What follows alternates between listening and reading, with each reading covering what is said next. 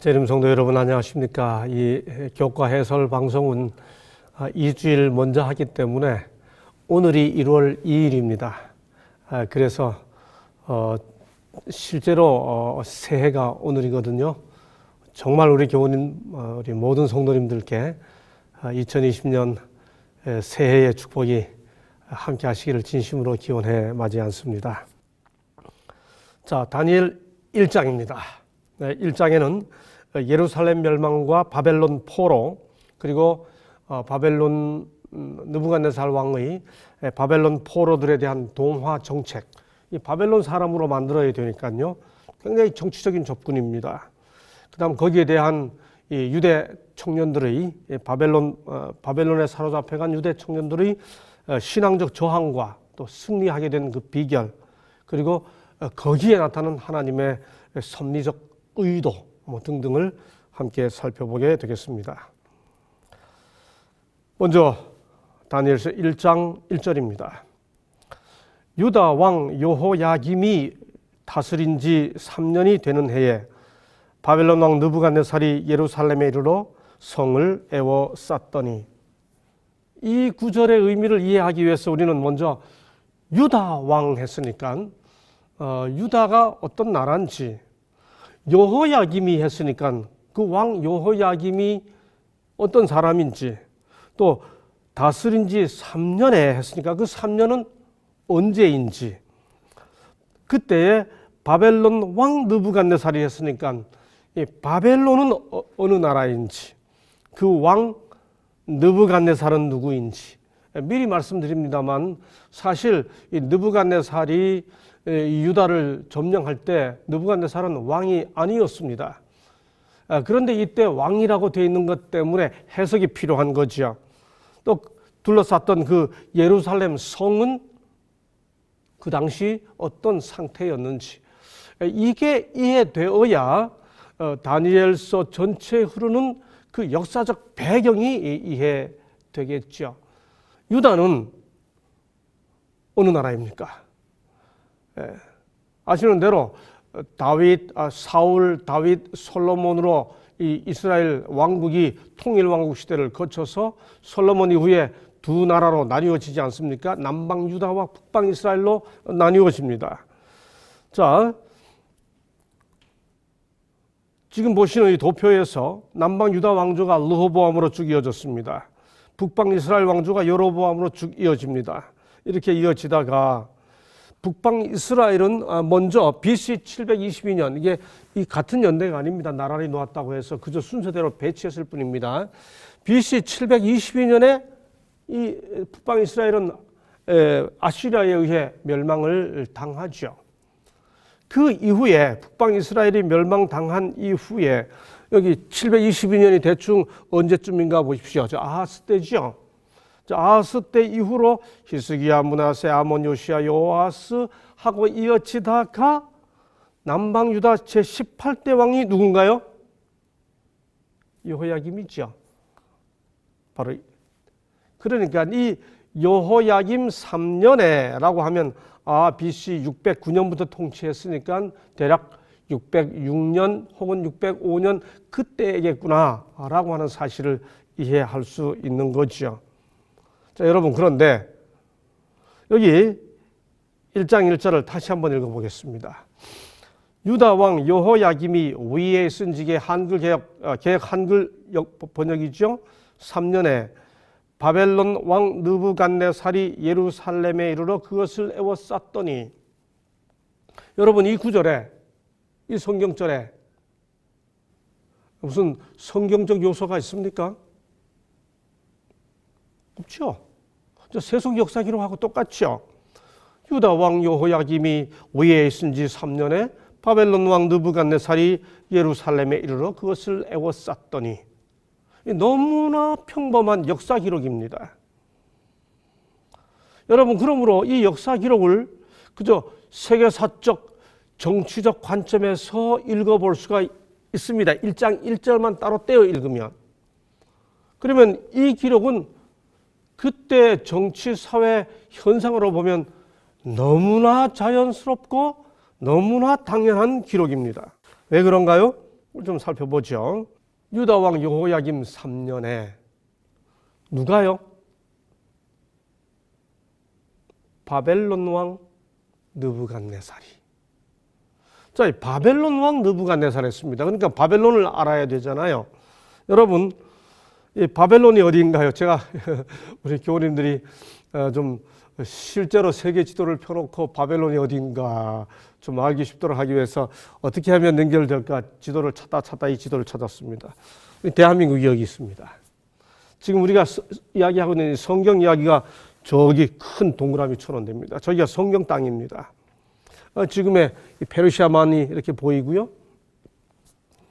성경 해놨죠. 경자에 해당되는 그 부분이 가나안 땅 부분입니다. 의 땅 할 때 그 땅자에 해당되는 부분이 바벨론이 있던 지역입니다. 자, 그래서 이 바벨론이 있던 지역을 좀 더 살펴보게 되면 이 페르시아만에서 보세요.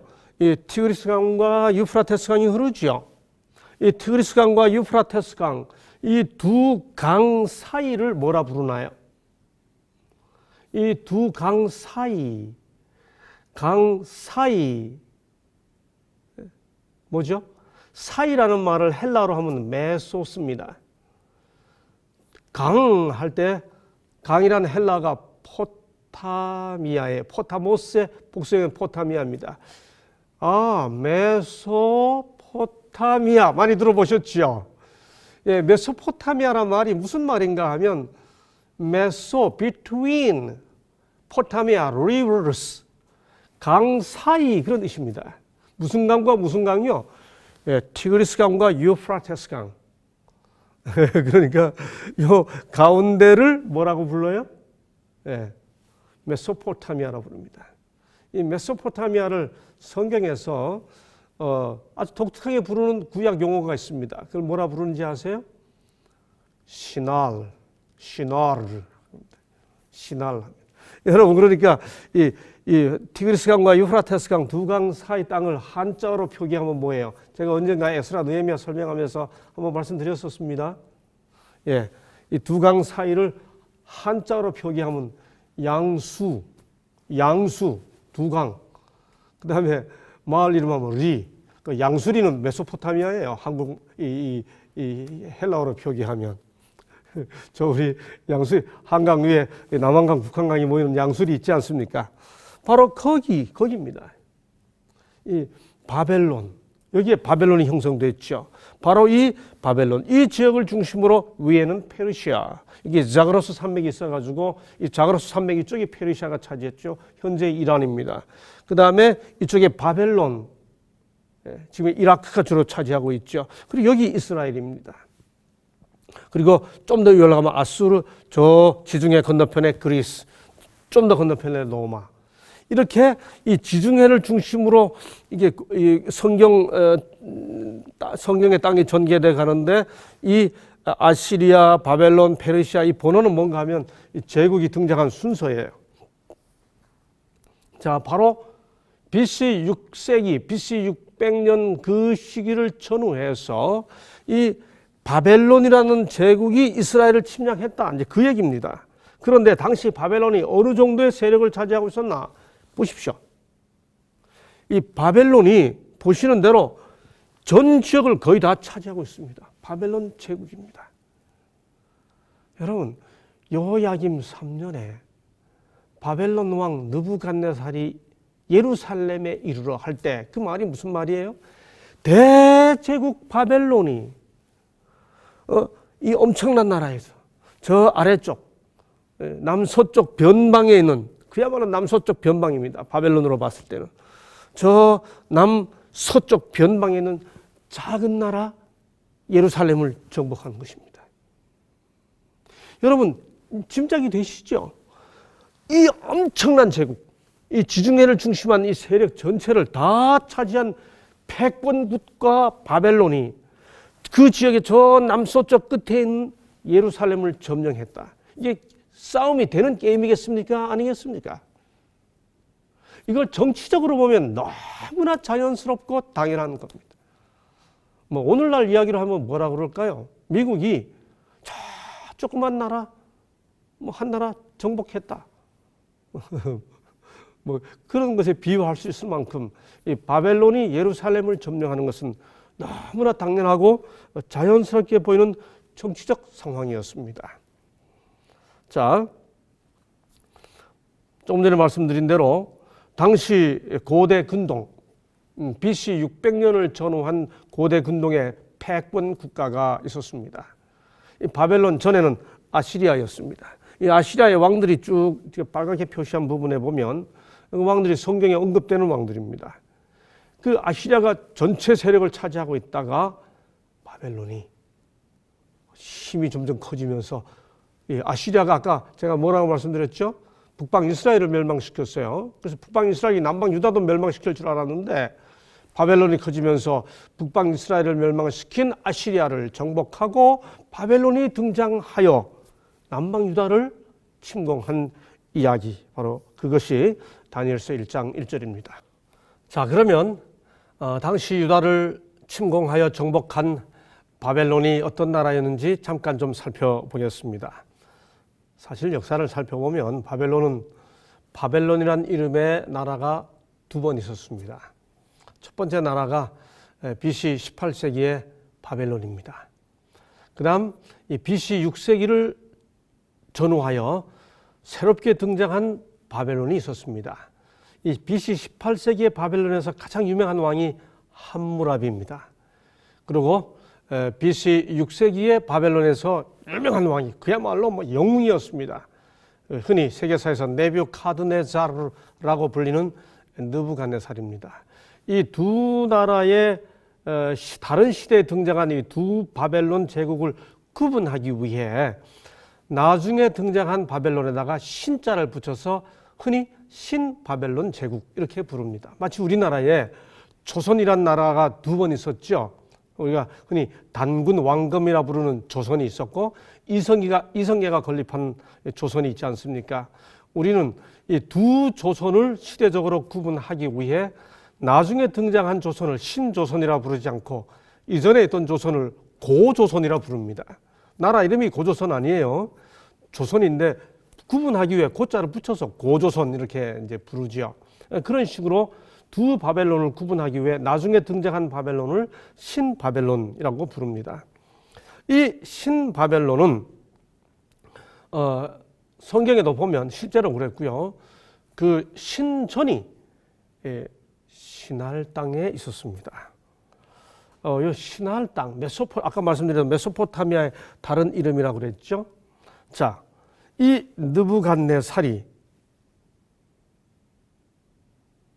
유다를 점령하여 예루살렘을 포위하고 정복한 이야기가 다니엘 1장 1절입니다.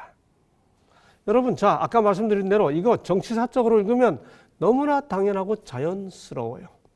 그런데 이걸 정치사적으로 읽지 않고 종교적으로 읽고 신앙적으로 읽으면 이건 엄청난 충격입니다. 느부갓네살은 성경에 보면 세 차례에 걸쳐 유다를 침공합니다. 열왕기하 24장 1절에 보면 BC 605년 다니엘 1장 1절의 이야기죠. 그때 제1차 침공을 해서 다니엘을 비롯한 상류 계층을 포로로 잡아갑니다. 이때 왕이 여호야김이었습니다. 다시 열왕기하 24장 10절에 보면 BC 597년에 두 번째로 침공합니다. 그때 왕이었던 여호야긴과 에스겔 등등을 잡아가죠. 그 다음에 열왕기하 25장 8절에서부터 보면 세 번째로 침공해서 588년입니다. 스기야와 많은 포로들을 잡아갑니다. 만약에 다니엘이 제1차 때 포로 잡혀갔다면, 포로 잡혀가서 바벨론에 계속 있었다 그러면 거기 바벨론에 가 있는 상태에서 그의 동포들이, 그의 왕들이 잡혀오는 모습을 다 지켜보았겠죠. 다니엘 1장이 BC 605년에 있었던 일이라면 이후 전개돼가는 그 모든 과정 속에서 우리는 다니엘서의 배경 속에서도 심지어 다니엘이 느부갓네살이 금신상을 만들어서 다 이렇게 관리들이 다 모여서 우상에게 신상에게 절하라라고 했던 명령들이 이런 사건들이 전개되어 가는 과정 속에서 발생했는지 안 했는지 등등을 다 역사적으로 재구축해 볼 수 있겠죠. 자, 여하튼 초강대국 바벨론에 의한 약소국 유다의 침공과 점령은 고대 세계 정치적 관점으로 보면 자연스러운 사건이었습니다. 그런데 이 사건의 결과로 무슨 일이 생겼는가? 자, 1장 2절을 보겠습니다. 하나님의 전 그릇 얼마를 가지고 신할 땅 자기 신들의 신전에 가져다가 그 신들의 보물 창고에 두었더라. 여러분, 정치사적으로 보면 초강대국이 조그마한 약소국가 유다를, 남방 유다를 정복하여 성전을 그저 파괴시킨 이야기입니다. 근데 그 결과로 무슨 일이 생겼어요? 성전의 기구가 신할 땅 말둑 신전으로 옮겨졌다는 거죠. 이건 뭐 감당이 안 되는 이야기입니다. 너무나 엄청난 이야기인 거죠. 여러분, 그런데 여기에 지난번 제가 에스라 느헤미야 강의할 때 잠깐 좀 언급을 드렸었습니다. 근데 여기에 놀라운 섭리가 있습니다. 특별히 이 구절을 뭐라고 표현했죠? 신전으로 가지고 갔는데 그 신전이 있던 땅이 어느 땅이라고요? 신할 땅입니다. 여러분, 성경 전권을 한번 찾아보십시오. 창세기부터 계시록까지 신할이라는 말이 몇 번이나 나오나. 여러분, 우리 교우님들 신할 땅 하면 제일 먼저 떠오르는 기사가 뭐예요? 신할 땅에 무슨 일이 있었죠? 바벨탑 건립 사건. 창세기 11장이죠. 그 다음에 신할 땅 하면 여러분, 그 다음 떠오르는 신할 땅 이야기가 뭐가 있어요? 여호수아에서 아간이 신할산 외투 하던 생각나시죠? 성경에 몇 번 안 나옵니다. 그런데 여기 하필이면 다니엘서 기자가 성전이 무너지고 성전 기구가 메소포타미아로 옮겨졌는데 뭐 바벨론의 땅 안 하고 갈대아 사람의 땅 안 하고 뭐라고 이야기해요? 신할 땅. 이게 무슨 뜻일까? 왜 신할 땅이라고 했을까? 다 설명드리지 않겠습니다. 좀 궁금한 것도 남겨놔야지. 자, 우리 참여 제가 시간이 되면 앞으로 진행해가면서 풀어드리도록 하죠. 자, 여하튼 이렇게 하나님의 성전 기구가 신할 땅으로 옮겨졌다는 이 사실은 엄청난 영적 충격입니다. 지금 보시는 그림은 느부갓네살에 의한 예루살렘 성전 파괴를 그려놓은 그림이에요. 실제로 이걸 현실로 닥친 유대 백성들에게 이게 얼마나 엄청난 충격이겠습니까?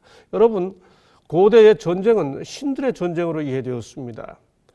말둑을 섬기는 바벨론 왕이 여호와를 섬기는 이스라엘에 와서 성전을 파괴하고 성전 기구를 가지고 자기 신전에 갖다 옮겨놨다. 이거는 그야말로 하나님의 패배, 여호와 하나님의 패배로 이해될 수밖에 없는 상황이었죠. 설명이 안 되는 겁니다. 아브라함의 후손으로 이 국가가 형성된 이후에 이 이스라엘 백성들에게 가장 커다란 영적 충격, 도대체 설명할 길이 없는 사건, 바로 그게 바벨론, 예루살렘 멸망과 바벨론 포로입니다. 이때 성전이 샜는데 서면 성전에 거기 뭐가 있습니까? 성전이 거룩한 땅이잖아요. 좀 더 들어가면 무슨 땅입니까? 가장 거룩해서 지성소입니다. 지성소, the most holy place, holiest, 지성소. 그 지성소가 왜 지성소예요? 거기 들어가면 뭐가 있기 때문에 그렇습니까? 법궤가 있기 때문이죠. 그 법궤가 예루살렘 성전 파괴될 때 어떻게 됐을까요? 여기 보면 선지자 5강 453쪽입니다. 예루살렘에 남아있던 의인들 중에 어떤 이들은 십계명에 기록된 돌비가 들어있는 법궤를 무자비한 자들의 손이 닿지 못하는 곳에 갖다 두기로 결심하고 슬프고 비통한 마음으로 법궤를 굴 속에 감추었다. 그 법궤는 아직도 숨겨져 있다. 이것은 감춰진 일에 결코 침해를 당하지 아니하였다. 그날 이후로 이어지는 제2성전이 됐던 헤롯 성전이 됐던 성전은 법궤가 없는 성전입니다. 그날 이후로 법궤는 더 이상 나타나지 않았으니까요. 자, 이렇게 포로가 된, 이렇게 멸망된 바벨론에 의해 멸망된 예루살렘, 그 사건으로 뭐가 옮겨졌나요? 네? 여기 교육 54쪽입니다. 여호와를 섬기는 사람들이 바벨론으로 사로잡혀온 사실, 여호와의 성전 기명들이 바벨론 신들의 전각으로 옮겨진 사실, 그리고 이스라엘 왕이 바벨론으로 포로가 되어온 그 사실을 가지고 승리자들은 그들의 종교와 관습이 히브리 사람들의 그것들보다 더 우수한 증거라고 자랑하였다. 제1차 포로 때 여호야김이 바벨론에 사로잡혀 갔다고 하는 기록을 역대하에서 찾아볼 수 있어요. 그러나 열왕기하 24장에 보면 여호야김은 이스라엘 땅에서 죽었습니다. 그 이후에 여호야긴, 시드기야 다 사로잡혀 갔죠. 왕들 사로잡혀 갔어요. 또 뭐가 사로잡혀 갔습니까? 백성들이 사로잡혀 갔죠. 또 뭐가 옮겨졌나요? 성전 기명들이 옮겨졌죠. 그렇죠? 왕이 잡혀가고 백성들이 잡혀가고 기명들이 옮겨갔어요. 이게 그 무슨 의미를 가지고 있어요? 하나님이 바벨론의 신인 말두기에게 졌다. 단지 정치적으로 약소국인 이스라엘이 강대국인 바벨론에게 무너졌다 이 뜻이 아니고, 이걸로만 머무는 게 아니고 여호와 하나님을 섬기는 예루살렘 성전이 말둑을 섬기는 바벨론의 에사길라, 바로 그 성전 세력에 의해 무너지고 옮겨졌다. 이건 하나님의 패배처럼 보여줄 수 있었다고 하는 거지요. 그게 다니엘 1장 1절 이야기입니다.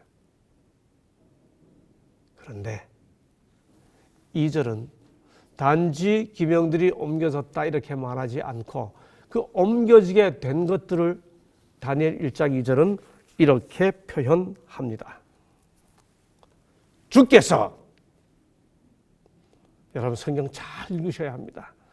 다니엘 1장 1절에 유다왕 여호야김 3년에 바벨론 왕 느부갓네살이 이르러 그것을 에워쌌더니 그가 성전 기명들을 가지고 신할 땅으로 옮겼더라 이렇게 되어 있지 않아요.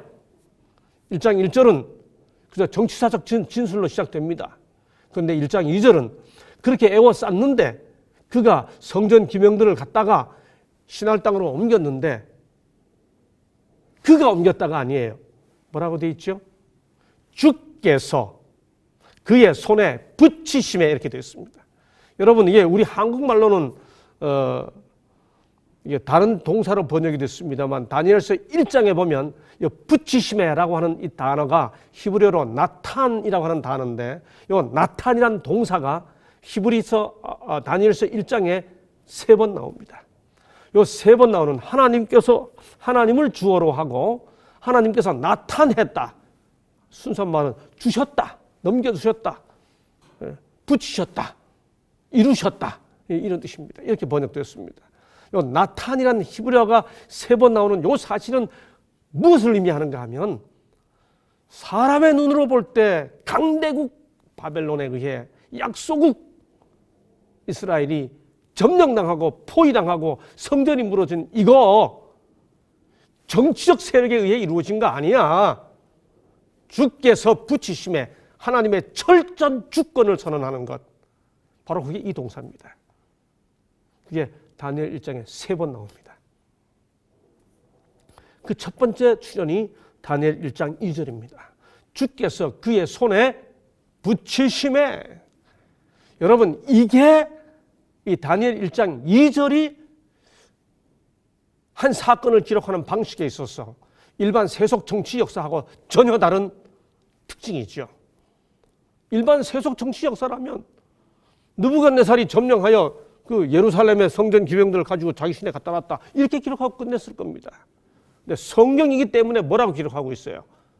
그거 아니야. 주께서 하신 거야. 오히려 바벨론 포로가 되었다고 하는 사실을 통해 여호와 하나님의 주권이 여전히 역사하고 있음을 선언하는 것이죠. 예. 선지자 왕 482쪽에 보면 그들은 이방 나라의 포로였다. 무한하신 지혜자께서 그들을 거기 두신 것이다. 이렇게 설명했습니다. 이 사실을 이해했기 때문이죠. 와이스는 그렇게 설명하고 있습니다. 예, 저는 개인적으로 그래서 다니엘서 1장 1절과 2절을 이해하는 것이 다니엘서 전체의 주제를 이해하는데 결정적으로 중요하다라고 늘 설명하기 좋아합니다.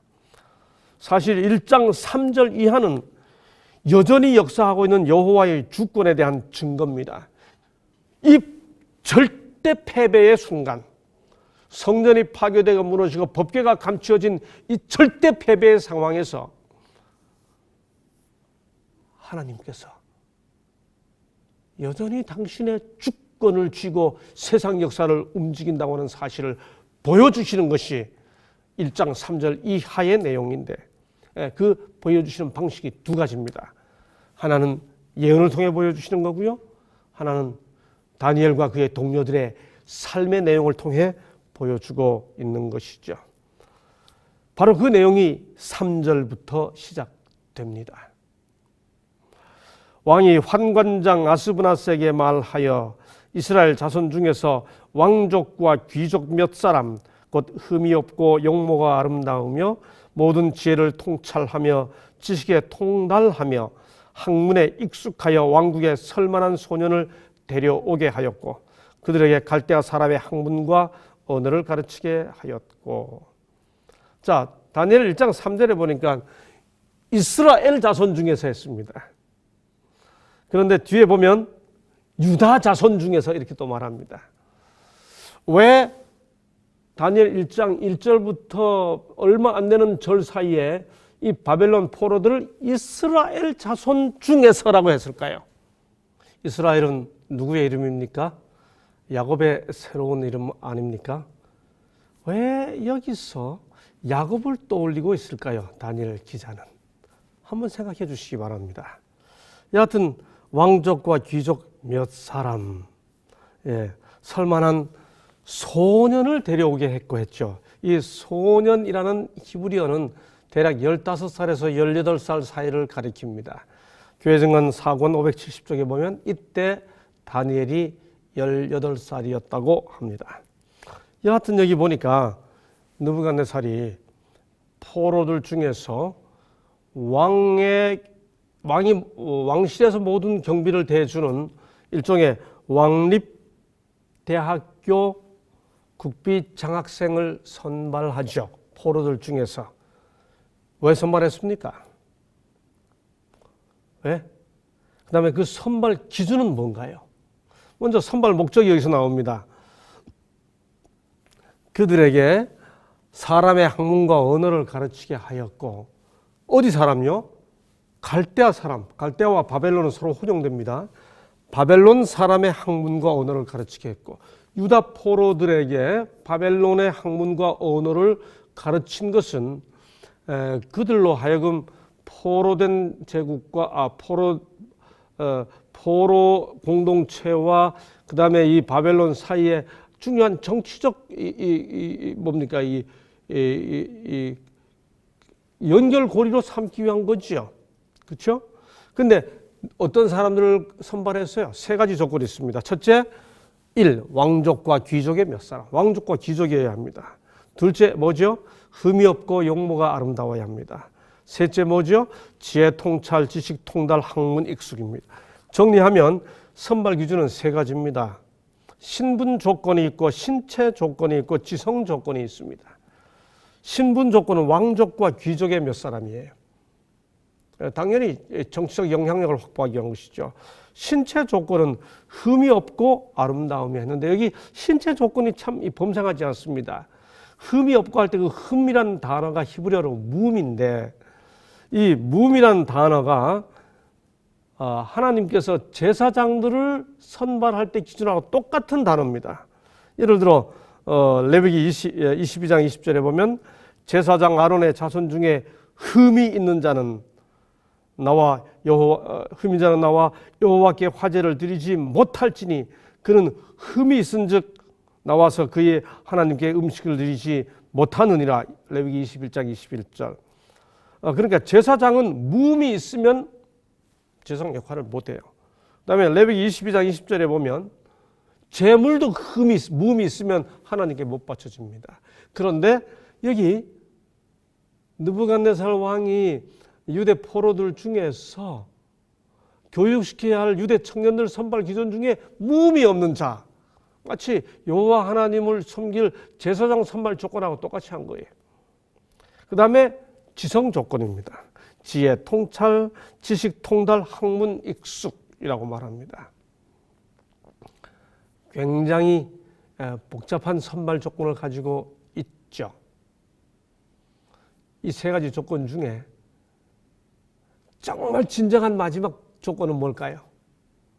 왕족과 귀족은 정치적 조건이에요. 그렇죠? 신체 조건 있어야 됩니다. 그러나 이 두 가지 조건을 갖추어도 마지막 지성 조건, 지혜, 통찰, 지식, 통달, 학문 익숙하지 못하면 선발 안 되는 거죠. 이건 지극히 유대 청년들로서 개인적으로 갖추어야 할 자격입니다. 다시 말해 쉬운 말로 하면 실력이 있어야 되는 거죠. 실력을 갖고 노니까 민족이 포로가 된 그 상황에서도 오히려 하나님의 역사를 이루어내는 일꾼으로 선발되는 것이죠. 자, 이제 그 왕의 조치가 나타납니다. 왕은 그들에게 왕이 먹는 귀한 음식과 왕이 마시는 포도주를 날마다 먹도록 주면서 3년 동안 교육시켰습니다. 우리말 성경입니다. 그 한국 역번 중에 교육을 다 마친 후에는 바벨론 왕을 위해 일하게 했습니다. 그 젊은이들 가운데 다니엘, 하나냐, 미사엘, 아사랴가 있었는데 모두 유다 자손이었습니다. 아까 선발할 때는 이스라엘 자손 중에서 그렇게 표현했는데 여기서는 유다 자손이라고 하죠. 네시의 우두머리는 그들에게 새 이름을 지어주었습니다. 다니엘은 벨드사살, 하나냐는 사드락, 미사엘은 메삭, 아사랴는 아벤느고라고 불렀습니다. 자, 결국 바벨론 왕이 유대 청년들을 바벨론화 시키기 위해서 진행했던 정책은 세 가지입니다. 첫째, 교육입니다. 둘째는 대접을 잘 해주는 거죠. 왕의 진미라는 말은 이건 뭐 그야말로 이 바벨론 사람에게도 사람이 줄 수 있는 최고의 대접이죠. 그러면서 거기에 특별히 뭐가 들어가 있나요? 음식이 들어가 있습니다. 세 번째는 그 이름을 바꾸었습니다. 계명입니다. 이 바벨론의 동화 정책이 이렇게 전개돼 갈 때 여기에 대한 유다 청년들의 저항이 어떻게 되는가? 1장 3절 5절 보니까 첫째, 실력이 있습니다. 둘째, 우리가 잘 아는 저 유명한 구절, 뜻을 정하여. 셋째, 뜻을 정했는데 그 뜻을 관철시키는 방식으로 예의를 다합니다. 마지막으로 그 중에서 특별히 다니엘은 비전을 봅니다. 이 네 가지 유다 청년들의 저항, 대응을 위한 저항이 나타나고 있죠. 저는 오늘 이번 주 교과를 이 네 가지 모습을 중심으로 살펴보는 것으로 이렇게 진행해 보려고 합니다. 자, 17절, 20절입니다. 하나님이 이 네 소년에게 학문을 주시고 모든 서적을 깨닫게 하시고 지혜를 주셨으니 다니엘은 또 모든 환상과 꿈을 깨달아 알더라. 이제 마지막 결론이죠. 그 1장의 끝부분에 가서 그 지혜와 총명이 온 나라 박수와 술객보다 10배나 10배나 나온 줄을 아니라. 예. 바벨론 사람들은 바벨론 교육을 다 받아가지고 이 다니엘과 그의 친구들이 뛰어난 줄 알았지만은 사실은 누가 주셨어요? 하나님이 이 내 소년에게 학문을 주시고, 미리 말씀드립니다만은 바로 이 17절에 하나님이 주시고라고 하는 이 단어가 1장 2절에 하나님이 넘겨주셨으니, 느부갓네살이 포로가 되어 정복해서 잡아가는 줄 알았지만 하나님이 주셨으니라고 하는 표현으로 여호와의 주권을 선언하고 있는 것처럼 똑같은 나탄이라는 단어가 바로 여기 사용됩니다. 하나님이 이 내 소년에게 학문을 주시고 했습니다. 왕은 자기가 교육시켜가지고 이 청년들이 지혜로워졌는 줄 알겠죠. 성경은 뭐라고 말해요? 얘네들이 교육을 받아서 지혜로워진 게 아니야. 하나님이 지혜를, 소년에게 학문을 주시고 하나님이 주셨다. 포로된 것 사건에서도 하나님의 주권이, 교육받는 과정에서도 하나님의 주권이 그의 백성들을, 이 17절 외에 또 한 번 나오는 게 1장 9절입니다. 은혜와 총명을 줬다 하는 말 속에 또 나타나죠. 자, 다니엘은 바벨론 교육을 다 받았습니다. 바벨론 교육을 받았는데 바벨론 종교를 받아들였나요? 아니죠. 그 바벨론 박수 술객처럼 그들의 그 술법을 받아들였나요? 아니죠. 하나도 안 받아들였는데 그 바벨론 사람들이 하는 그런 모든 것에서 다니엘이 뛰어난 거지요. 그래서 뭐가 됐어요? 여기 나중에 보니까 박수장 벨드사사라 그러잖아요. 와, 바벨론 교육의 내용을 가지고 시험을 봤는데 거기서 다니엘이 뛰어난 겁니다. 안 받아들였는데 다 알고 있는 겁니다. 와, 우리가 세상에서 이렇게 되어야 하는 거죠. 우리 재림 성도들이 자기가 각각 일하는 분야에서 이렇게 돼야 하는 거죠. 예, 여기 특별히 젊은이들에게 주는 와이스의 도전이 있습니다. 하나님께서 인간에게 빌려주신 은사들을 개발시키고 강화시키는 일은 각자가 해야 할 사명이다. 그러나 너무나 많은 사람들이 빈약한 지식, 보잘것없는 달성으로 만족하며 그 다음 우리 한글 번역이 참 재미있습니다. 간신히 합격할 수 있는 정도의 실력으로 만족해야 한다. 다니엘과 같은 인물을 찾아보기 힘들게 되었다. 저는 최근에 어떤 분을 만났는데 그분이 제게 그런 말을 했습니다. 선생님은 왜 의사가 되셨죠? 제가 그렇게 여쭈었더니 이번에 대답이 참 걸작이었습니다. 나는 그때 두 가지를 놓고 기도하고 있었습니다. 내가 목표한 성적이 나오면 신학과를 가고 목표한 성적이 안 되면 제가 의대를 가겠습니다. 그렇게 기도를 하고 있었는데 안타깝게도 아주 평상시 잘 하고 있던 그 어떤 과목에서 한두 개 실수가 나오는 바람에 자기 목표했던 성적을 얻지 못해 의대로 오게 됐습니다. 제가 그 말 듣고 감동을 받았습니다. 정말 하나님의 일을 하려고 하는 사람들이 최선을 다해 각자가 이 은사들을 개발시키고 강화시키는 일은 각자가 해야 할 사명이다. 빈약한 지식 만족하지 말고 보잘것없는 달성으로 만족하지 말고 간신히 합격할 수 있는 정도의 실력으로 만족하지 말아야 한다. 이래서 마침내 다니엘은 이렇게 불립니다. 역사 시간이 좀 더 지난 다음에 왕의 태후가 그 벨사살 왕의 마지막 날 밤에 그 벽에 글씨가 나타났을 때 아무도 읽지 못할 때 그 태후가 왕에게 이렇게 말하죠. 왕의 나라에 거룩한 신들의 영이 있는 사람이 있으니 곧 왕의 부친 때에 있던 자로서 명철과 총명과 지혜가 있어. 여러분 이게 무슨 뜻이죠? 다니엘의 지적 달성과 실력은 바벨론 교육에 의해 이루어진 게 아니라 하나님께서 그와 함께 하심으로 이루어졌다는 사실을 심지어 태후마저도 알아보고 있었다고 하는 거죠. 그래서 그는 바벨론의 교육을 받은 박사라 이렇게 하지 않고 거룩한 신들의 영이 있는 사람, 그래서 명철과 총명과 지혜가 있는 사람 이렇게 부릅니다. 단지 지식과 명철이 뛰어난 사람이 아니고 거룩한 신들의 영이 있는 사람으로 다니엘이 존경받고 있었음을 확인하게 되는 겁니다. 예, 두 번째 모습이죠. 뜻을 정함으로. 다니엘 1장 8절입니다. 다니엘은 뜻을 정하여 왕의 음식과 그가 마시는 포도주로 자기를 더럽히지 아니하리라 하고. 다니엘은 왜 뜻을 세웠어요? 음식이 자기를 더럽힌다고 생각했기 때문입니다. 그러니까 더럽히지 않겠다는 뜻을 세운 것이죠. 왜 음식이 자기를 더럽힌다고 생각했을까요? 자, 그 다음 또 보겠습니다. 다니엘은 뜻을 정하여 왕의 음식과 그가 마시는 포도주로 자기를 더럽히지 아니하리라 하고, 자기를 더럽히지 아니하도록 환관장에게 뭐하니? 구하니. 그 다음 9절입니다. 하나님이 다니엘로 하여금 환관장에게 은혜와 긍휼을 얻게 하신지라. 여기 이 얻게 하신지라 하는 말이 다니엘서 1장에 나오는 주께서 하시니 1장 2절, 1장 9절, 1장 17절 세 번 나오는 나탄이라는 동사입니다. 환관장이 다니엘에게 이르되 내가 내 주 왕을 두려워하노라. 무슨 뜻이에요? 교육 잘하라고 맡겨놨더니 왜 이렇게 얼굴이 초췌해? 왕이 자기를 문책할까 봐 겁내는 거죠.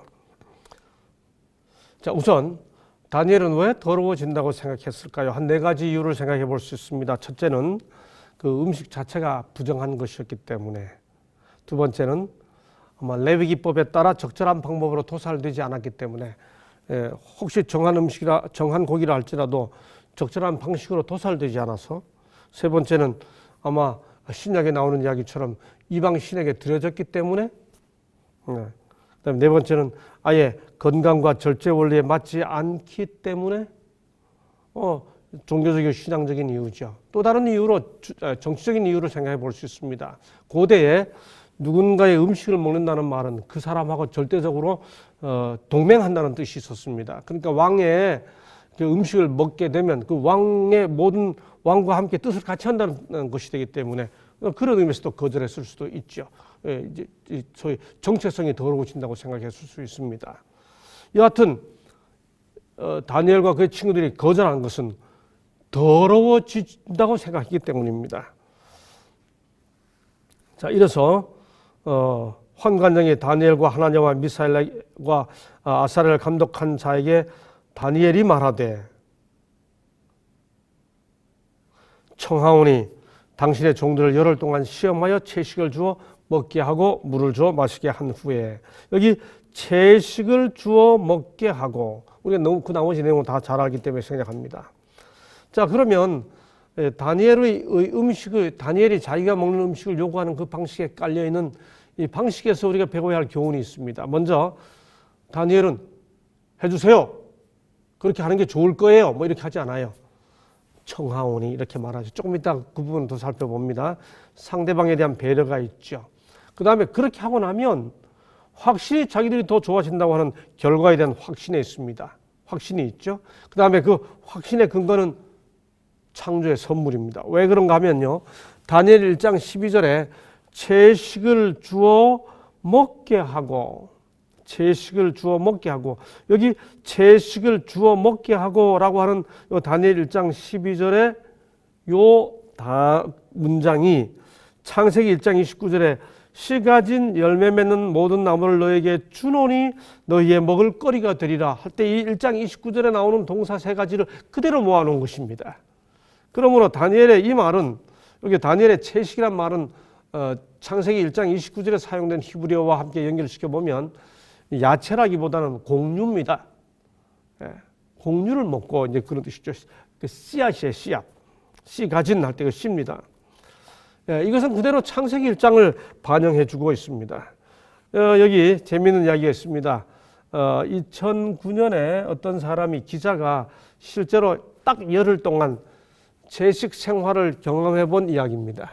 이게 실제로 늘 고기 먹고 사는 사람이 열흘만 고기 안 먹었는데, 그 결과 마지막 그 경험 이야기예요. 그렇게 열흘이 지나갔다. 엄격한 채식도 긴 기간도 아니었기 때문에 드라마틱한 변화는 나타나지 않았지만 적어도 나 스스로 느낄 수 있는 소소한 변화는 몇 가지 있었다. 밤마다 숙면을 하지 못해 늘 피곤했던 증세가 줄어 잠을 충분히 잘 수 있었고 아침에 일찍 일어나도 몸이 개운했다. 세상 사람들이 아무런 종교적 배경 없이 딱 열흘 동안 실험해 본 겁니다. 기자가. 이런 실험들 많이 나와요. 보면 자, 뜻을 정한 모습은 단지 음식물에만 나타나지 않죠. 아까 그 동화 정책으로 이름을 바꿔줬죠. 다니엘이 과연 이 이름을 바꾼 이름을 받아들였을까요? 결론만 말씀드리죠. 안 받아들였습니다. 느부갓네살은 그의 신하 아수브나스를 명해가지고 아수브나스가 다니엘의 이름을 벨드사살로 바꿨으니까 당연히 자기가 그렇게 시켰으니까 4장 9절에 보면 박수장 벨드사살아 그렇게 부릅니다. 그런데 다니엘은 그것을 안 받아들여요. 왜냐하면 다니엘서를 전권을 읽어보세요. 다니엘이 자기를 나라고 1인칭 셀프 데지그네이션, 자기를 지칭할 때는 언제나 나 벨드사살이라는 말을 안 씁니다. 자기를 지칭할 때는 언제나 나 뭐라고 불러요? 다니엘이라고 부릅니다. 이 성경절입니다. 두 번째, 구태여 그것을 설명할 필요가 있을 때는 뭐라고 표현하는가? 벨드사살이라 이름한 다니엘 그렇게 표현합니다. 이 성경절입니다. 이게 무슨 뜻인가요? 나는 다니엘이야. 그래서 당신들이 벨드사살이라 부르는 내 이름은 다니엘이야. 그 뜻입니다.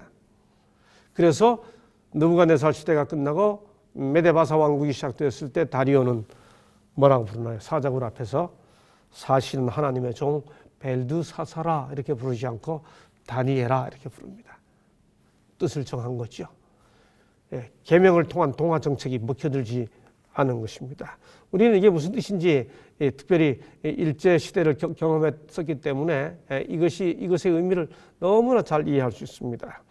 각 시대를 통하여 하나님께서는 다니엘과 같이 자기들이 하나님의 특별한 백성임을 고백하기를 부끄러워 아니하는 도덕적 영웅들을 가지고 계셨으며 지금도 가지고 계신다.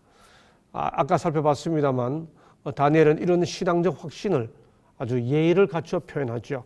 구하니 청하오니 처분하소서. 정말 이거 우리 재림 성도들이 배워야 할 아름다운 신앙 덕목이죠. 다니엘은 원로들과 청년들 모두에게 즉히 완벽하게 뭘 나타냈다? 예의를 나타냈다. 다니엘은 왕의 상에 진미를 먹으라는 요청을 받았을 때 식욕 속에 빠지지 않으며 자기가 기뻐하는 대로 먹고 마시는 결심을 나타내지 않았다.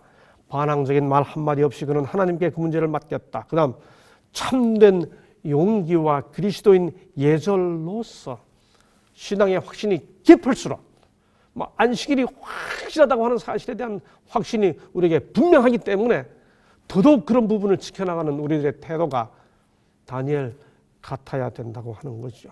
참된 용기와 그리스도인 예절로서. 네.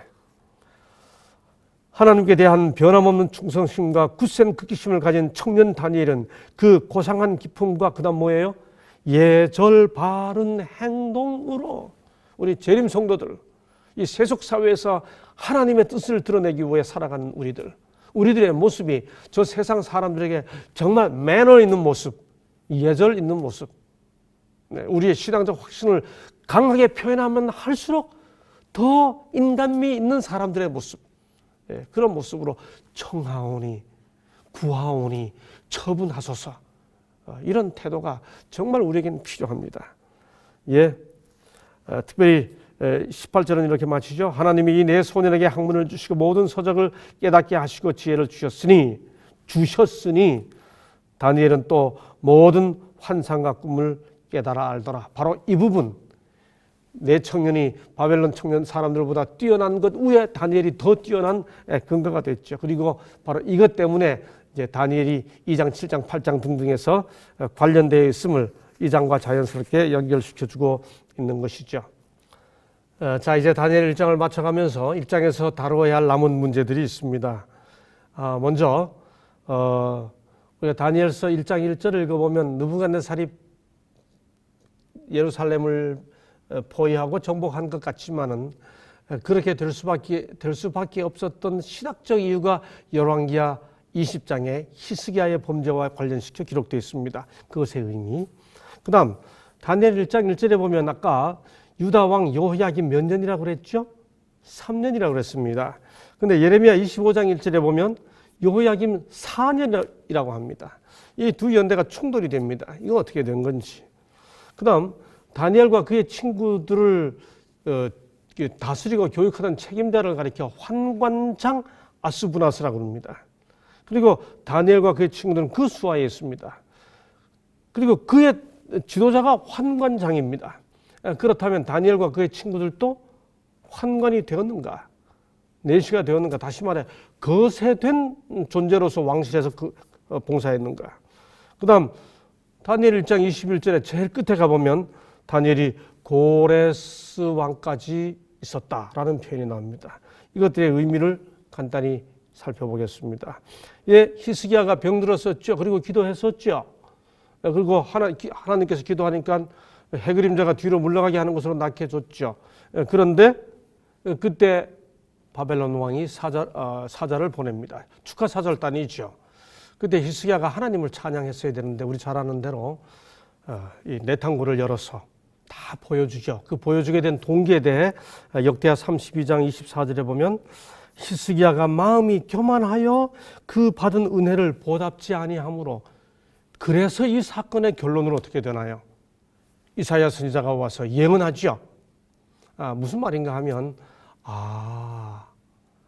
역시 이 사건은 느부갓네살 왕이 정치적으로 이루어진 일이 아니라 하나님의 섭리가 여전히 역사하고 있는 사건이다라고 하는 사실을 나타내 주는 것이죠. 자, 좀 더 자세한 설명은 진행돼 가면서 말씀을 드리도록 하겠습니다.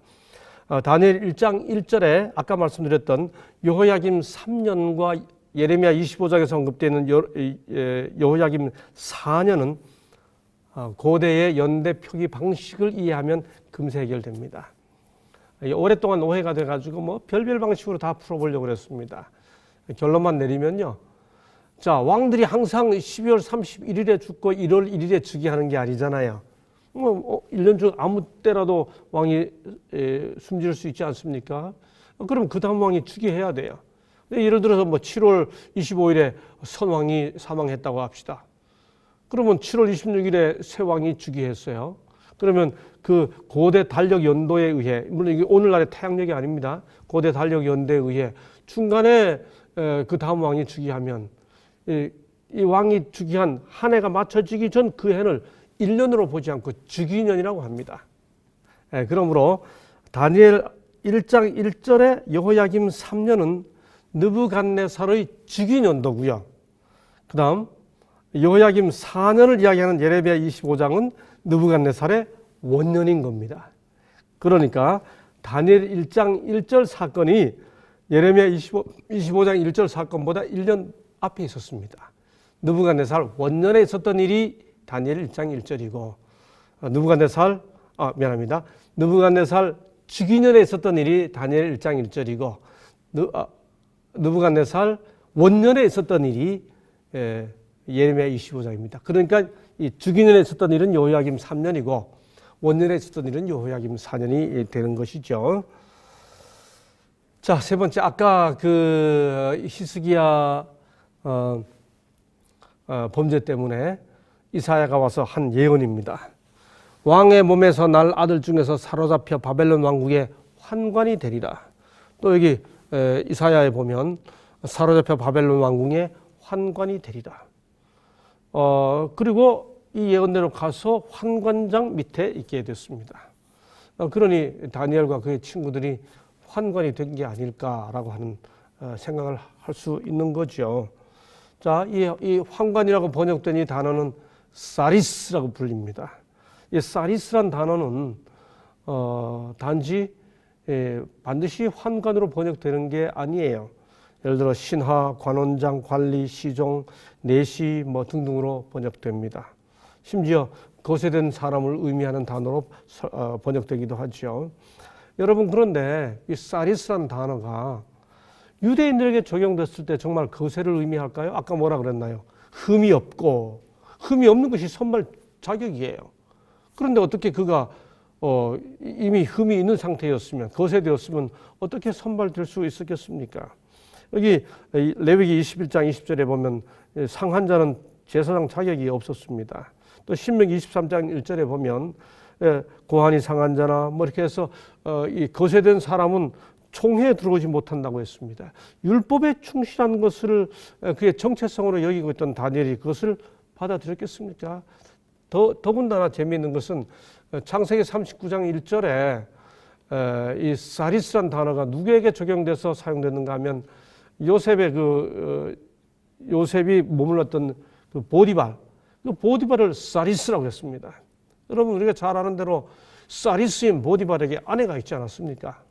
그러므로 꼭 환관장 아래에 있었다고 하는 환관이 되겠다 하는 그 말의 의미가 거세 당하는 것을 의미하지 않고 이 배경 속에서는 적용될 수도 없는 것임을 확인할 수 있습니다. 마지막으로 21절입니다. 다니엘 1장은 이렇게 마칩니다. 다니엘은 고레스 왕 원년까지 있으니라. 여러분 이 구절은 너무나 의미심장합니다. 여러분 이 구절은 다니엘의 수명을 말하는 언급이 아닙니다. 고레스 원년이 뭔데요? 여러분 고레스 원년은 우리가 잘 알지 않습니까? 다니엘 1장 1절은 느부갓네살로 시작해요. 그런데 다니엘 1장 21절은 고레스로 끝납니다. 고레스가 뭐 한 사람인데요? 누구죠? 바벨론을 멸망시킨 사람입니다. 페르시아 왕입니다. 그렇죠? 1장 1절에 느부갓네살이 예루살렘을 멸망시켰다고 생각했지만 1장 21절에서 고레스가 언급이 됩니다. 느부갓네살을 그 후예인 그 벨사살 시대에 예루살렘을 바벨론을 멸망시킨 사람, 그때까지 다니엘이 있었다 이거죠. 여러분 그 고레스 원년이 예레미야가 예언했던 바벨론 포로 70년이 마치는 해입니다. 에스라 1장에 보면 고레스 원년에 고레스가 뭘 내립니까? 성전 재건을 위해 유대 포로들을 돌아가라 하는 명을 내리는 그 첫 번째 왕 아닙니까? 이때까지 다니엘이 수명이 했다는 뜻이 아니고 바벨론 포로가 마치는 그 고레스 바로 그때까지, 그때 다니엘이 살아 있었어. 네가 포로로 잡아서 끌고 갔던 바로 그 유대 청년들이 돌아가게 되는 고레스 그 해, 그 중요한 해에도 다니엘은 있었어. 여러분 이사야서에 이사야가 뭐라 예언했습니까? 나의 목자 고레스, 나의 기름 부음, 나의 메시아 고레스라고 말했죠. 다니엘 1장에서 바벨론의 느부갓네살이 그렇게 포로로 잡아가며 유대를 갖다 멸망시켰지만 그 주께서 허락한 일이고, 이 일은 고레스 시대까지 다니엘이 생존함으로써 하나님의 주권은 분명히 증거되는 거야 하는 사실을 21절에서 마무리로 하고 있는 것이죠. 이렇게 다니엘 1장 공부를 마치고 우리 이렇게 나타난 하나님의 주권이 이제 2장에서부터 어떻게 전개되어 가는지 하나씩 흥미롭게 살펴보도록 하겠습니다. 오늘은 여기까지 하겠습니다. 감사합니다.